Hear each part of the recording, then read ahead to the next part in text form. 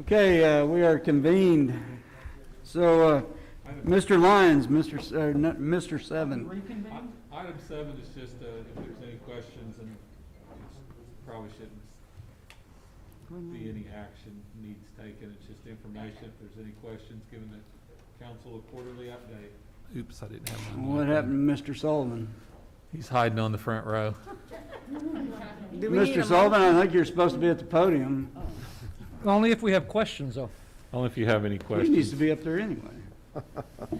The Murphy. Does anybody have any questions of Mr. Sullivan on the progress of our GO bonds? You guys. All right, no actions needed on that one. Let's go to item number 8. Discussion consideration entering into a prescription benefit services agreement with Caremark PCS LLC and Synchrony RX for pharmacy benefits for the fiscal year 2020, 2021, not to exceed $1,998,452. This is Troy Bradley, our Human Resources Director. Does anyone have Good any evening. questions? So we're changing from Prime Therapeutics, which is a Blue Cross and Blue Shield PBM, to another PBM after we went out and took bids, and they're projecting over the next roughly a $950,000 savings, if I remember correctly. Yes. Over, it'll take about 6 months to start catching up, but then. It will take time because these will be rebates, but Okay. it's a significant savings to our plan with very little interruption. So is health insurance, prescription insurance, kind of like automobile and homeowners insurance, that every 4 or 5 years you need to shop it because you get a better deal as a new client? Is that kind of how it is? It's Yeah, When was the last time we shopped this? we shop it every year, but we couldn't shop the PBM. I would say we've tried to shop the PBM for the last 5 to 10 years. I never really felt comfortable that we were shopping it the way it needed shopped. And so I went to an outside company to shop it versus the company that we had at the time. And this is a without company getting that into you've had lot a more- relationship with in the past, isn't it? Do what? Isn't this a group that you've had a relationship with in the past that you're comfortable working with as well? It is. It's a group that very much supports municipal government in Oklahoma and all of our trade associations, and so we know these people very well. And it, Plus, Caremark is huge in the pharmacy side, so. this is very large and comprehensive network, probably even maybe bigger than Prime Therapeutics, honestly. Move to approve. Second. Got a motion and a second. Any discussion? All in favor indicate by saying aye. Aye. Opposed? Abstention? Motion carries. Thank you, Troy. Thank you. Next item, Mr. Lyon.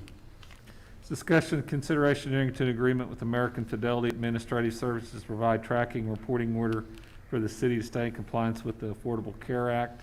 Implementation fees are a one-time charge of $2,450.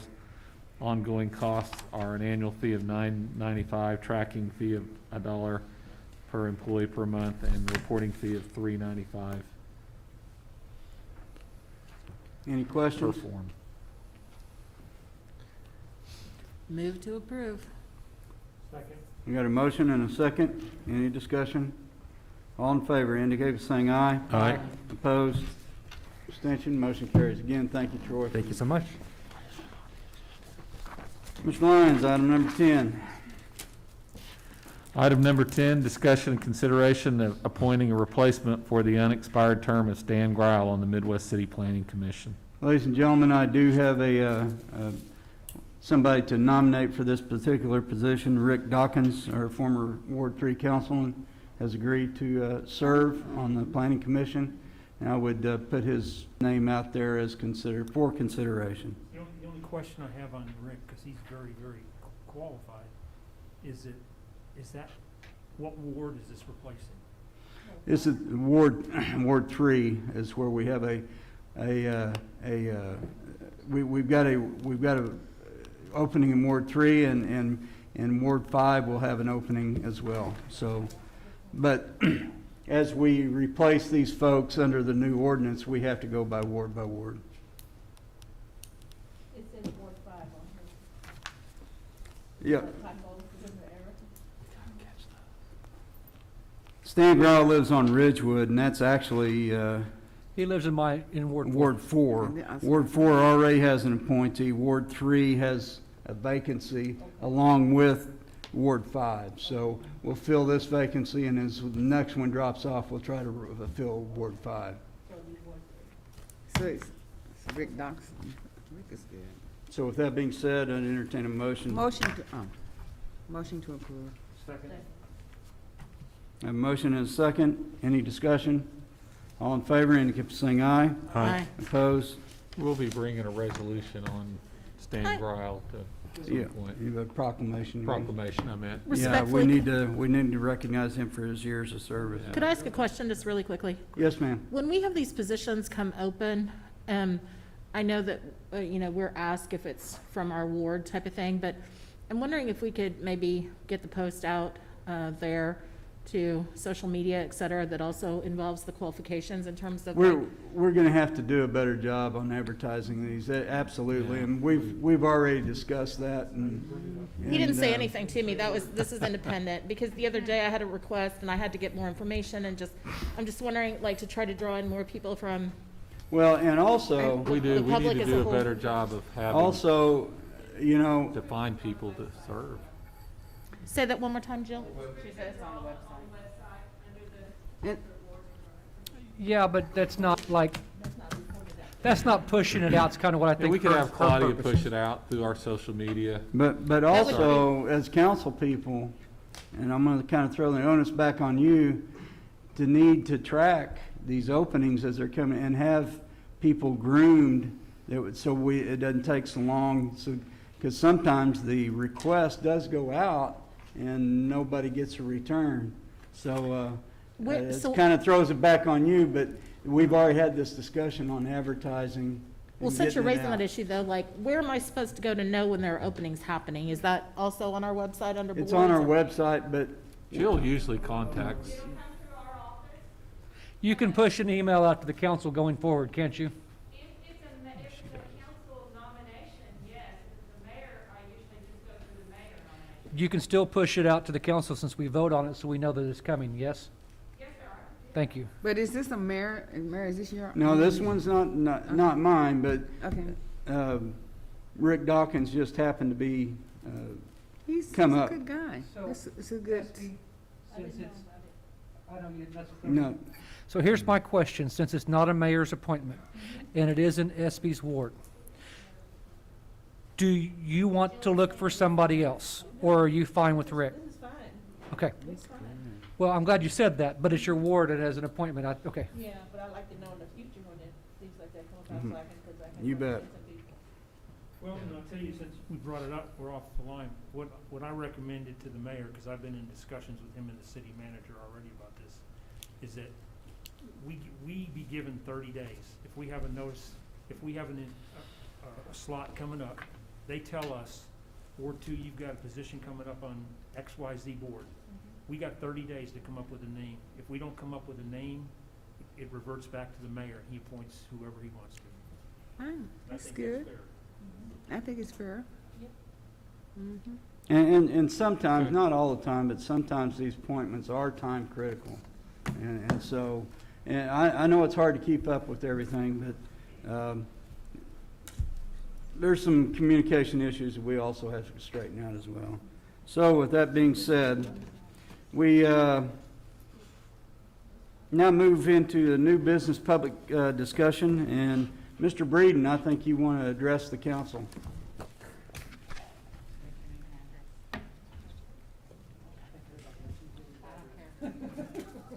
Well, most time when I address the council, it's pretty negative Hey. sometimes. Name and address, buddy.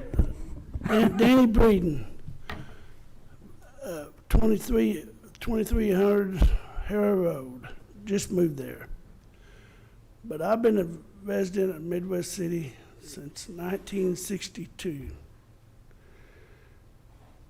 And this last funeral we just had for Eddie Ellis had to be, and I'd like for the chief and fire chief and the police chief to come up here a minute. I'm so grateful to be in a possession and that funeral for what you, the fire chief and the police officers have done for Midwest City and put things, it's just like overnight. It was a tragedy. Eddie's father-in-law died 20 years ago, and he was my best friend. And for this to happen to Eddie, a freak accident, it was amazing for all the people who come out. And I think Tia and the girls put it on the web today about how good our firefighters and police officers did for this. And everybody in here knows me. And I'm just so grateful that we have a city that I seen my son-in-law on that fire truck, and I sat there and waited until they took off. And when they did, we got in our car, and there was people sitting outside their cars saluting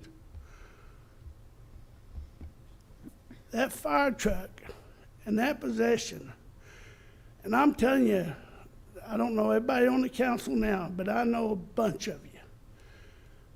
You have to be proud of Midwest City, and we can talk about Midwest City has this kind of bad events and these events and all the killings and all this.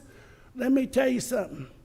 When something happens in Midwest City, it's just like everybody comes together. Eddie was a great, I coached him in wrestling in the 4th, 5th, and 6th grade. He was a great person. And I just commend the city of Midwest City for how grateful that funeral was.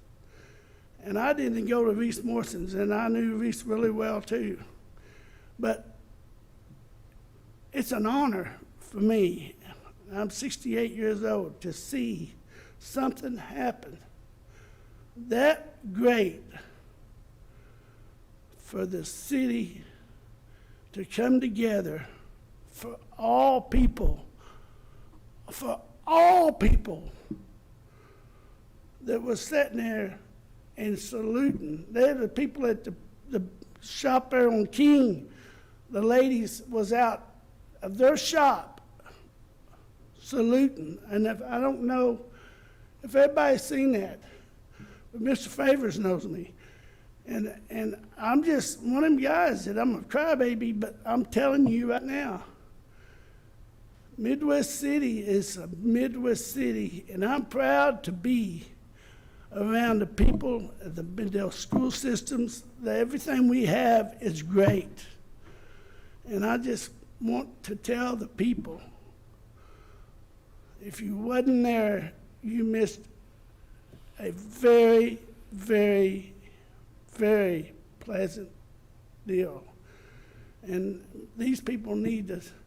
For the fire department, I know y'all's gonna stay behind them and the police officers. We're gonna stay behind their people. And thank you, Brandon, too, for what y'all have done. And that's all I got to say, but there's so many negative things that I had to, it's in my heart, and I'm not, didn't write nothing down. I just tell you that Tia, and Eddie's mom, everybody needs to be prayed for. But y'all have done one great job. The chief told me about my son-in-laws, because my son-in-law lived with Eddie, lived with him. Station 5, lived with him. And the chief said, anything that you think that Aaron needs, please let me know. And you don't get that everywhere. You just don't get it. And that's all I got to say. God bless y'all. Thank you, Danny. God bless you.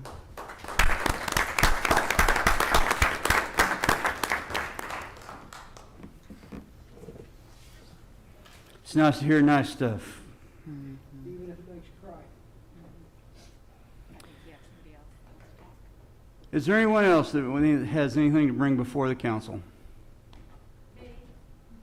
Come on up, ma'am.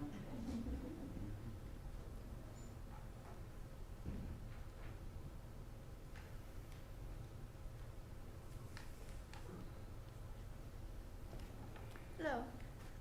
Could you state your name and address for me, please? Name is Katie Jones, and I live at 1209 South Midwest Boulevard. I had occasion to be at court yesterday, and the patrons that were, at least 50, which I know the COVID-19, has, we need to make adjustments, but there were like 50 people out in the courtyard, 5 benches, 1 in the shade. Well, actually, there were 2 that were in would have been in a shaded area, except that I don't know if he's considered a bailiff or if he just operating his police capacity, had the people move off that bench, And I know that we are there because we, had traffic violations or whatever. But if the temperature had been different, there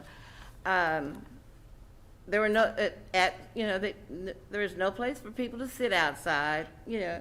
I'm not sure if that's what the city is responsible for providing. If the temperature were different, if you're going to have people outside, because we don't know when this is going to change, maybe a temporary mist little area that they could have, because of course health considerations, just different things. And I don't know if that would make the city liable if anything happened while we're waiting, to go into court or anything like that.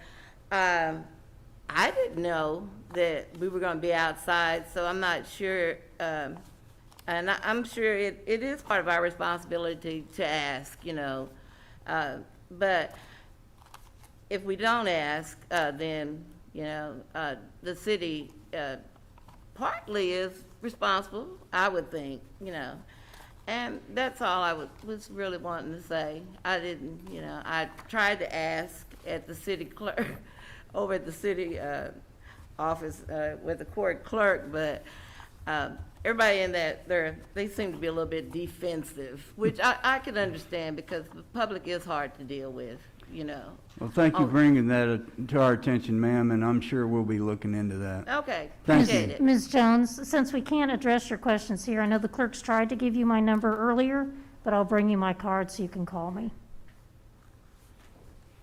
Thank you for taking time out to being So here this morning. let's let her understand why we can't address her, in case she's got that question. Heather, would you explain to her why we can't address her? Oh, I'm sorry.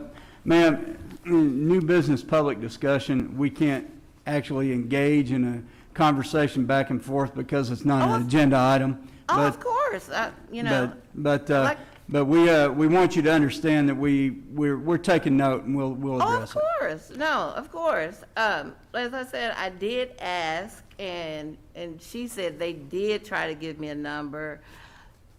Are you speaking of the secretaries in the city manager's office? Well, again, as the mayor mentioned, we can't discuss this here, but if you call I'm me, just we saying can. that no one tried to give me your number. Okay. So. Well, thanks for being here tonight, I'm ma'am. not complaining, I just didn't, and I'm sure this may not be the correct forum. This is a perfect forum for it. Okay, so, Thank you again. okay, that was it. Have a good night. Appreciate it. Thank you for your information. Does anyone else have anything to bring before the council? We do have an executive session attached to this agenda. I would ask the indulgence of the council to recess and go on to our next agenda item so we can have all executive sessions in one sitting. So moved. Second. Motion and second. Any discussion? All in favor indicate by saying aye. Aye. Opposed? We are in recess. Is there anything you want to address on further information, Mr. Lang? Not at this time. We'll be back next council meeting to discuss the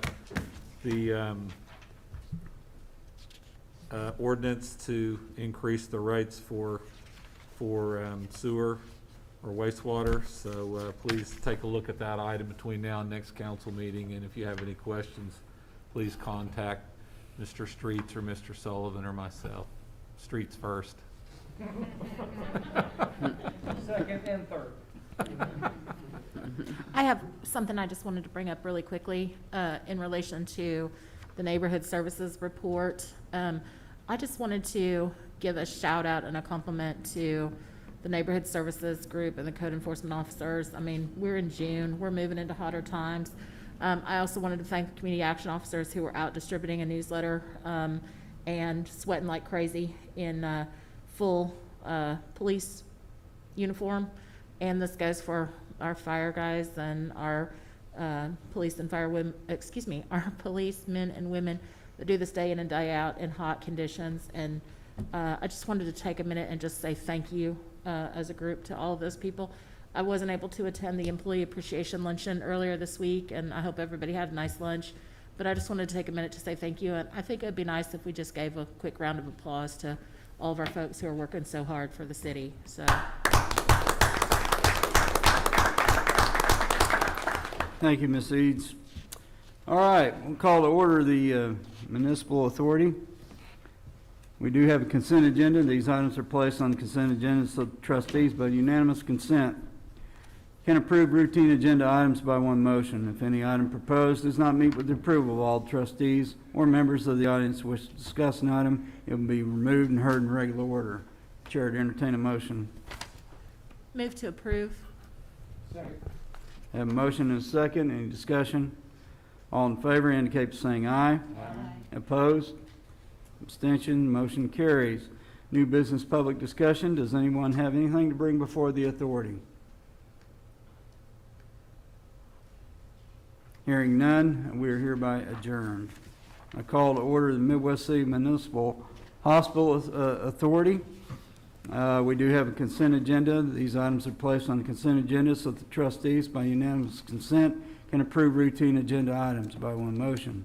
If any item proposed does not meet with the approval of all trustees or members of the audience which discuss an item, it will be removed and heard in regular order. Chair to entertain a motion. I have a motion and a second. Any discussion? All in favor indicate by saying aye. Aye. Opposed? Abstention? Motion carries. We have two discussion items. Mr. Lyons, discussion item number one. Discussion and consideration of establishing guidelines for the 2020 Midwest City Memorial Hospital Board of Grantors COVID-19 Small Business Relief Program. Mr. Coleman is here. He's come up with a plan, as the council has asked that we bring this program back to you in lieu of doing community grants, that we bring forth a small business relief program with our Board of Grantors Hospital Authority money. Thank you, sir. Mayor and council, or I should say chairman and authority. About a month ago, the U.S. Chamber of Commerce estimated that more than 40% of the nation's 30 million small businesses could permanently close in the next 6 months, and the economic consequences of such a mass business failure could last for generations. Governor Stitt's Safe at Home policy commenced at 11:59 on Wednesday, March 25th, and continued until his Open Up and Recover Safely program recently wrapped up. During the interim, essential businesses were allowed to remain open, and some did quite well. However, some essential businesses faced several severe restrictions that greatly affected their bottom line, and then other non-essential businesses had to close completely. For example, restaurants with drive-through windows that chose to remain open were probably seeing receipts somewhere in the 55 to 65% of what their normal volume would be. Those without drive-through lanes often saw losses of more than 60%. Barbershops and hairdressers were closed, as there were many other personal and professional services. Federal government programs have helped somewhat, but not every business was able to take advantage of them. A few private foundations, professional trade groups, and other nonprofits offered limited assistance to a handful of specific businesses across the country, but for the most part, all of our independent storefronts were on their own. And keep in mind, most sole proprietorship independent businesses have liquidity of less than a month. After seeing relief programs launched elsewhere, the Chamber of Commerce Director Bonnie Cheatwood and a couple of you all approached Tim and I about the possibility of using hospital authority funds traditionally reserved for the Board of Grantors community grants. City Attorney Poole investigated the possibility, and we felt like the use was appropriate. So we spoke to a couple of board members from the Board of Grantors who also liked the idea. On April 13th, we sent a link to a very unscientific poll to about 30 independently owned small businesses within the community who were directly affected by the Safer at Home program. We received 16 responses.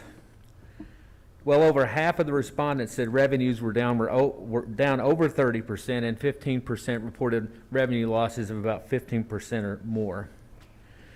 Over 40% had to reduce their workforce, and about 30% had employees quit over health concerns because of the virus. At the time, more than half were attempting to access federal assistance, mostly through the Payroll Protection Program, and of the ones who had applied, a couple had received assistance and the rest were still waiting. It's important to remember that most of the responses to this poll were in by April 23rd, so some may have received some assistance a little later. We described the possibility of creating a local fund to provide limited assistance, and we asked them what the most important areas were where they needed help. Number one was rent assistance. Number two was utility payment assistance. Number three was payroll, and lastly was to have cash on hand for operations.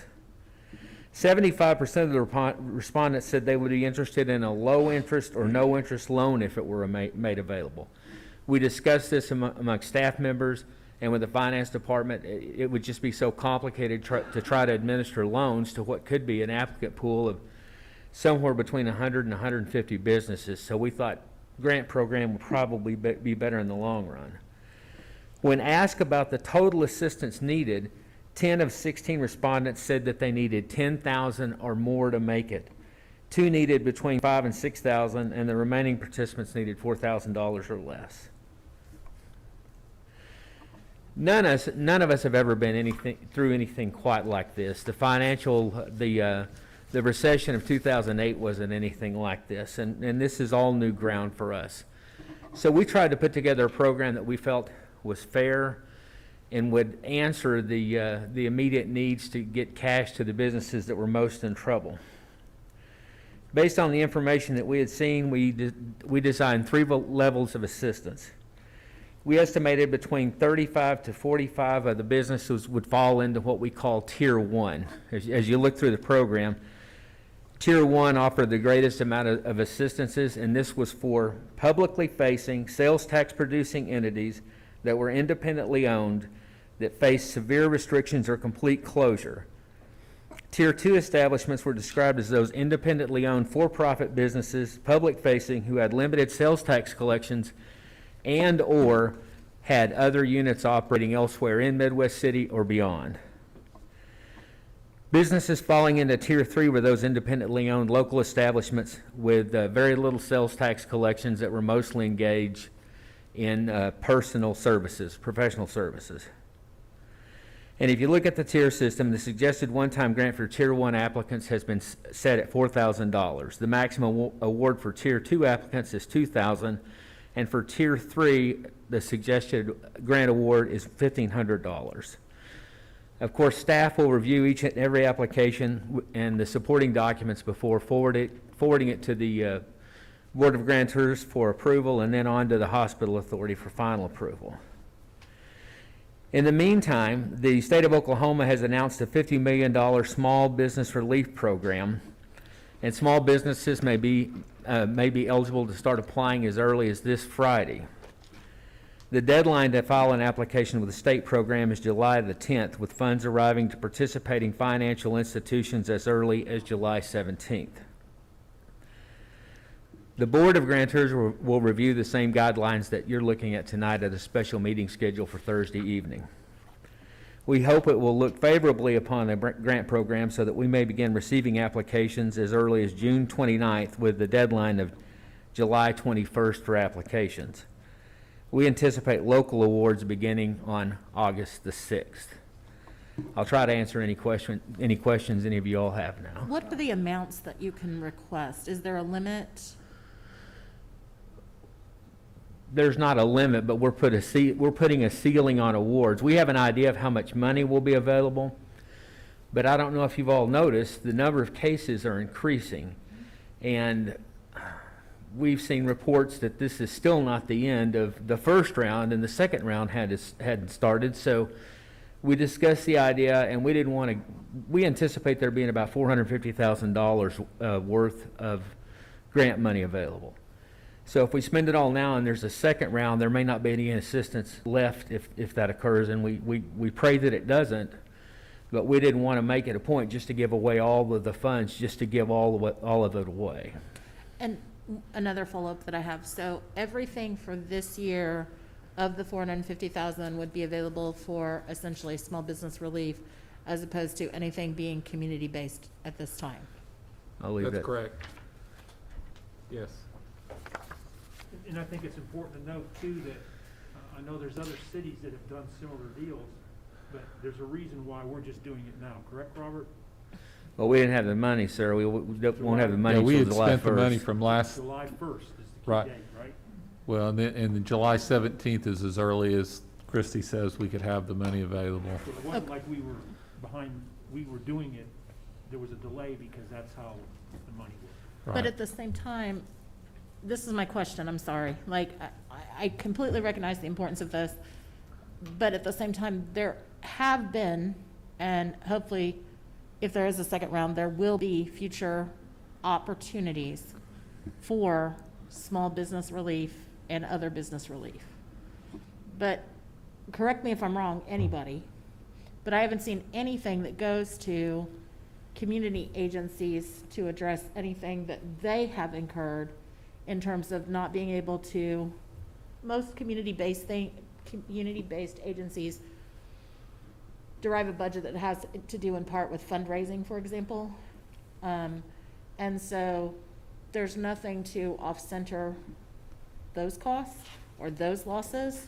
So I guess I have a little heartburn with us dedicating all of this money to go to small business relief and leaving none of it available for community applicants. Now, if, in terms of desperation of need, for lack of a better way to phrase it, the Board of Grantors were to see fit that, the needs for the business folks were much greater than the needs for the community-based agencies, I just have concerns about us limiting the entire fund to having applications being brought forward from community-based agencies. There were carve-outs in the CARES Act, the PPP grants that were specific for NGOs, non-governmental organizations. Mhm. So they haven't been left out in the cold. And it was easier for NGOs to get access to that money than it was the guy down the street who had his own little shop, who had just started it 8 months ago. Because I can tell you from folks that I worked with on getting idle grants and the various things, if you were a brand new business, you had access to next to nothing in PPP loans, idle grants, or the idle loans themselves. So while the NGOs are extremely important, they had access carved out for them and access to monies that most of our small businesses didn't. Okay, but let's look at it from a reality perspective, honestly, Sean, and this is where I'm coming at it from. So, we can look at the history of where a lot of our community-based grant applications come from and so forth. But I don't know that maybe those folks are the, if you'll excuse the phrase, the more sophisticated organizations that are going to know about the carve-out that you're referencing and know to make those applications. And in particular, even if they do know to make those applications, we have so many people right now who have just sought unemployment compensation that can't even get that processed. And those applications have been pending since March, although the fraud applications, and I have personal experience with this, seem to be going through just fine, by the way. So I guess that's where my concern lies, is, I will say as somebody that provides, and I'm not, this is going to sound like I'm being tacky, I'm not. As a small business that provides jobs in this community, without these small businesses providing the tax base and the jobs in this community, we wouldn't have any NGOs to serve. And I will tell you that my perspective is our small businesses that were hit hard for 1 year are more important than our NGOs. okay, but at the same time, who's administering the food pantries and who's running that type of thing? They had I mean, carve-outs, and I guarantee you most food pantries are pretty dadgum smart. You have some very extraordinarily valid points. I'm not disagreeing with the valid points. And once again, you and I are on polar opposites tonight, No, I sorry, mean, but we're it really just not. is I'm what not it trying to is. be argumentative, Right. because we come from different perspectives on this thing. I come up from somebody who have had small business people in my office who I've helped fill out the paperwork for PPPs and the EIDL grants and the EIDL loans, those that have just started, that there's nothing out there for them. I also know that a lot of the food banks that stayed open have been overwhelmed with goods that were donated to them, because a lot of places, restaurants specifically, were going to have food that was going to spoil, so it was either spoil or give it to these food banks. A lot of food banks closed during this time because they didn't have people that were going to show up because of COVID. I'm not hearing of a food shortage for economically depressed people in Midwest City at this point. So I don't think we need to put money into those areas that, and correct me if I'm wrong, you guys probably know stuff that I don't, I'm sure. I'm not seeing that putting money into those NGOs, where I'm not hearing a need from them. And I have nonprofits that I consult with, not very often, because nonprofits don't, it's not my specialty. Okay, but Sean, let me stop you for 1 second. That's my question, though. I mean, in fairness, if we open the application to, you can be a small business or you can be an NGO, to use your word, and we get no applications, so be it. The community has spoken. Well, can I interject here just for a minute? I'm going to have to side with Sean. For instance, the Middale Food Pantry, I know, has had numerous donations of cash to support them, 2 from my own Rotary Club. We have, when I heard about us doing this, we have to be supportive. I literally visited every mom and pop store in this town when this, well, I knew you. And we're lucky. You're finding it harder and harder to take his side, aren't you? You can admit it, it's Well, fine. well, only because we need to be business friendly. And you know, we literally had two businesses that had only been open 8 months when this thing hit. It just about killed them, but they managed to pull it out.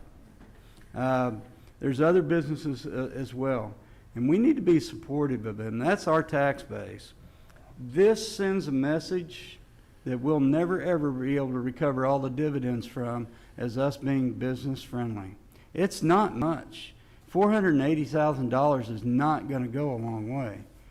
These and again, these NGOs and the community-based, if you look at the history, you know, probably 30 or 40% of that goes to the city of Midwest City on different grants and stuff.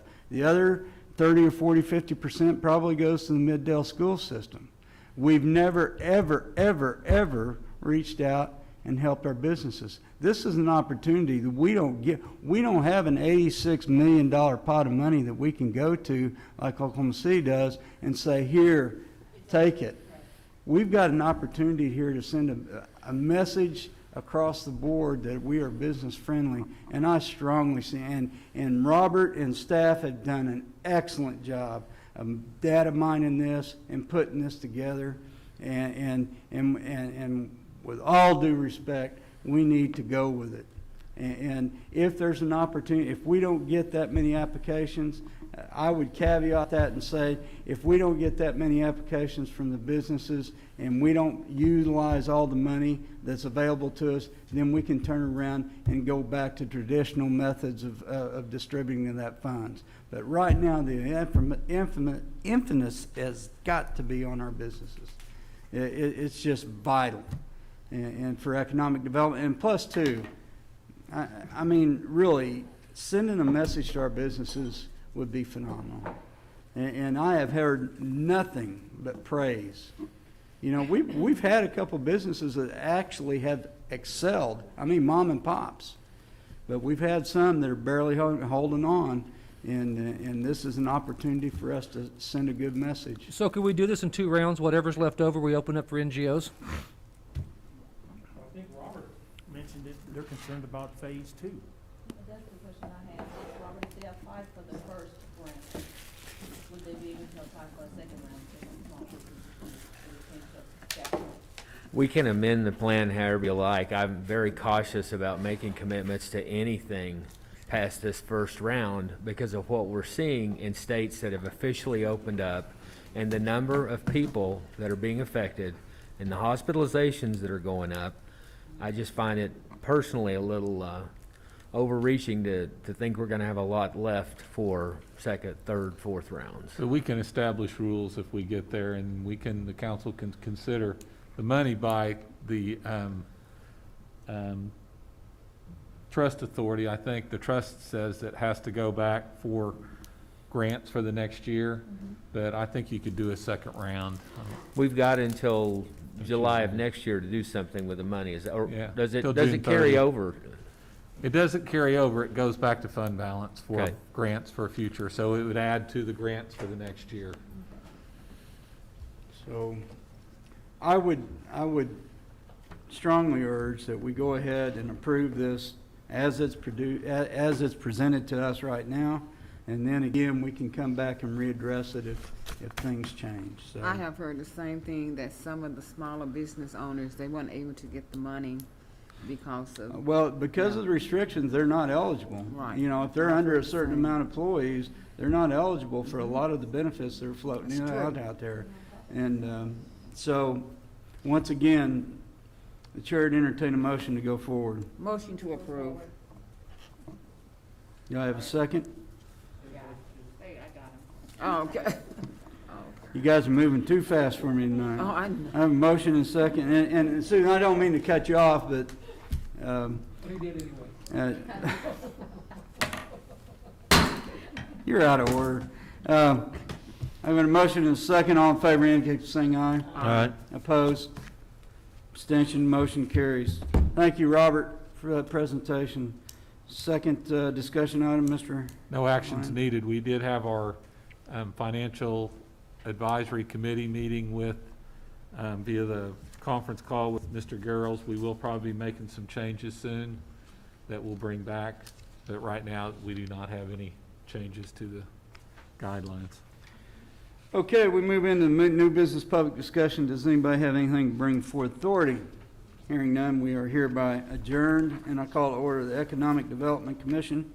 And we do have a consent agenda. These items are placed on consent agenda so that the commissioners can, by unanimous consent, approve routine agenda items by one motion. If any item proposed does not meet with the approval of all commissioners or members of the audience wish to discuss an item, it will Can be somebody removed and advance the heard in regular slide, order. please?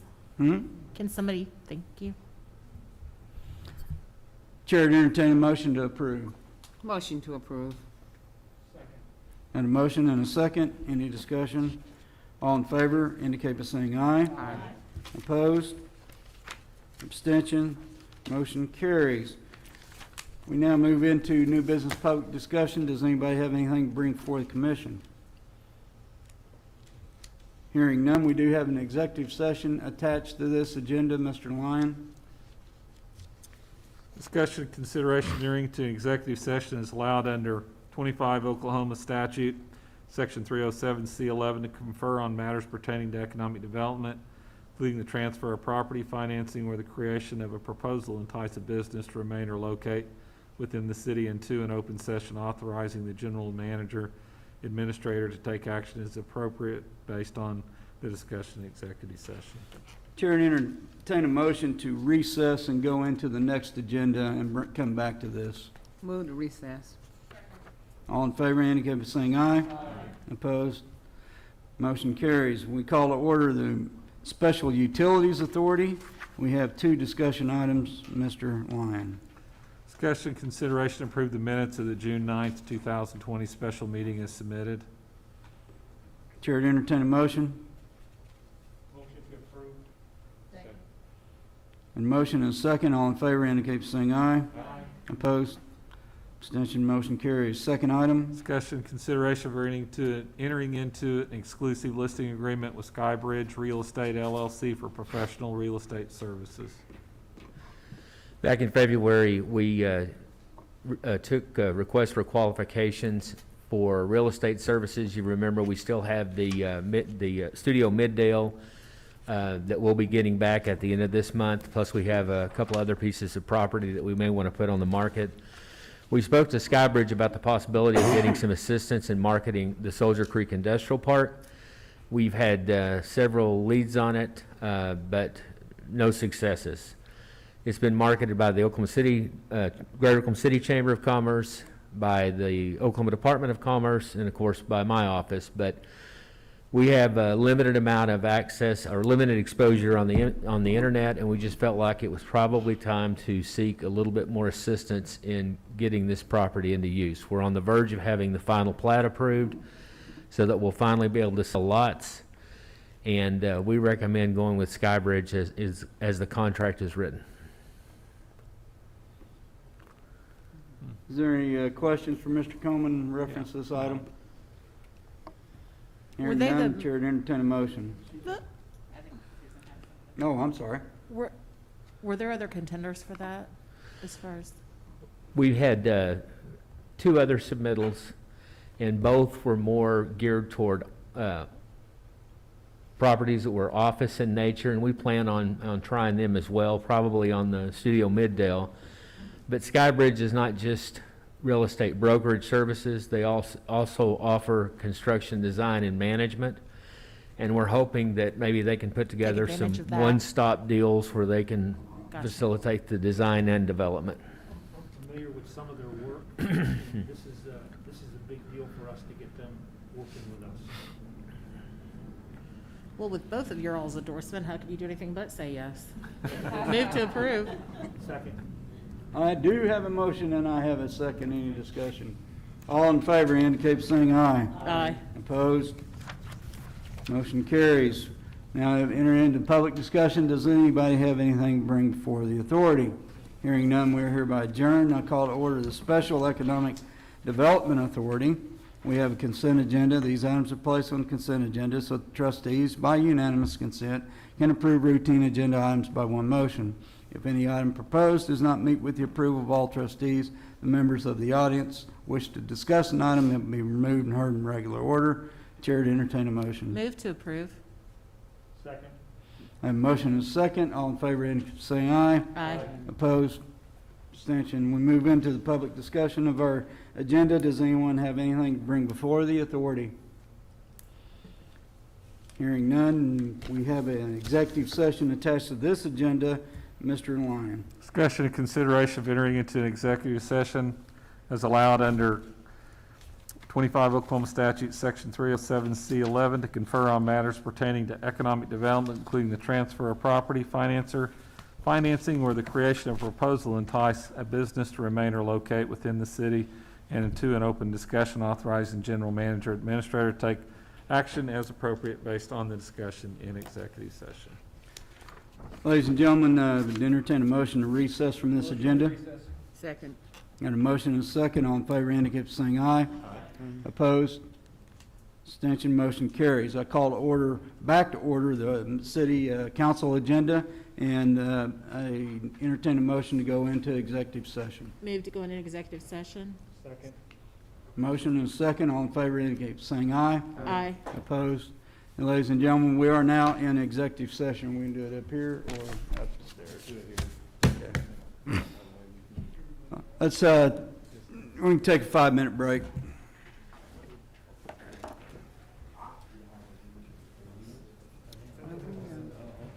Are we going upstairs? No, ma'am, we're